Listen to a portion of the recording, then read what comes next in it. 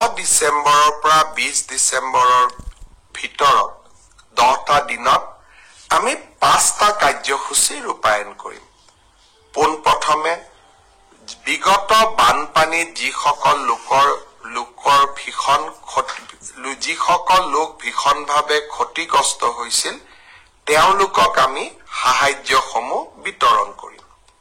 তাৰ পিছতেই micro finance loan ৱেইভাৰৰ আমাৰ যিখন আঁচনি সেই আঁচনিখনৰ অধীনত 50,000 টকালৈকে ঋণ লোৱা আই মাতৃসকলক আমি নো অবজেকশন সাৰ্টিফিকেটসমূহ বিতৰণ কৰিম।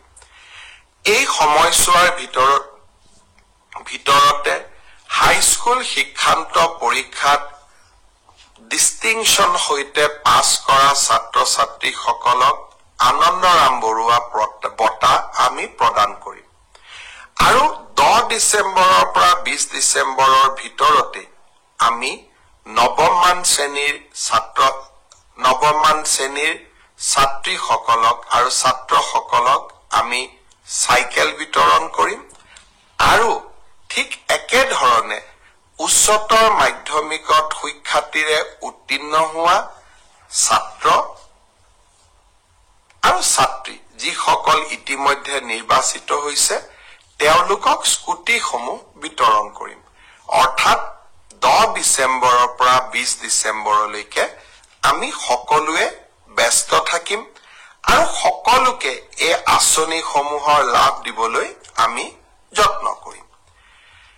এই সময়ছোৱাৰ ভিতৰতে অৰ্থাৎ 1 তাৰিখৰ পৰা 10 ডিসেম্বৰৰ ভিতৰত চৰকাৰী কৰ্মচাৰী তৃতীয় আৰু চতুৰ্থ শ্ৰেণীৰ কৰ্মচাৰীসকলৰ মিউচুৱেল ট্ৰান্সফাৰৰ পৰ্টেলটো আমি মুকলি কৰি দিম।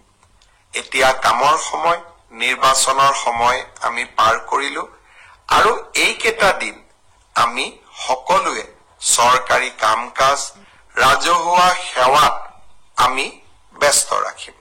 অৱশ্যে ইয়াৰ মাজতে পঞ্চায়ত ইলেকশ্যনো আহিব আৰু তাৰ পিছত বিটিআৰৰ ইলেকশ্যনো আহিব। 25 চনটো কামৰ মাজে মাজে নিৰ্বাচনো হৈ থাকিব, কাৰণ 26ৰ নিৰ্বাচনৰ আগত আমি কেইবাটাও নিৰ্বাচন পাতিব লাগিব। ৰাভা হাছঙৰ নিৰ্বাচন, মিচিং স্বায়ত্তশাসিত পৰিষদৰ নিৰ্বাচন। কিন্তু এইসমূহৰ মাজতো এই আটাইকেইটা নিৰ্বাচনত যিহেতু মোৰ ব্যক্তিগত ব্যস্ততা বহুত নাথাকিব, সেয়েহে এই সময়ছোৱাত আপোনালোকৰ সমস্যা আৰু আপোনালোকক দি অহা প্ৰতিশ্ৰুতিসমূহ পূৰণ কৰাৰ বাবে মই চেষ্টা কৰিম।